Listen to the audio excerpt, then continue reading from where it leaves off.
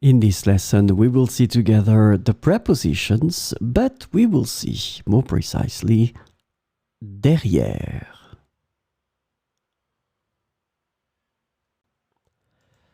So, of course, the first thing that we need to see together is what is une préposition? Well, a preposition is an invariable word which brings two words together. The second word is called complement, and it allows to specify the time, the cause, the place, the state, the manner, the purpose, or the matter. The second word can be another noun, a pronoun, an infinitive verb, or an adverb.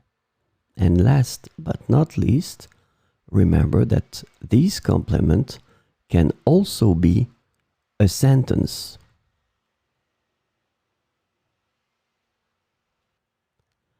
So, this lesson is about derrière. And the preposition derrière translates to behind in English. And we will see 4 examples with derrière. Le chat est caché derrière le canapé. Le chat est caché derrière le canapé.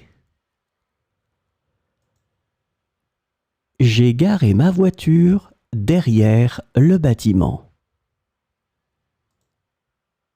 J'ai garé ma voiture derrière le bâtiment.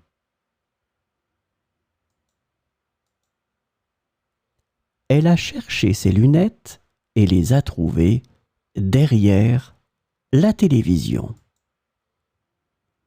Elle a cherché ses lunettes et les a trouvées derrière la télévision. Qui est cet homme derrière le rideau? Qui est cet homme derrière le rideau?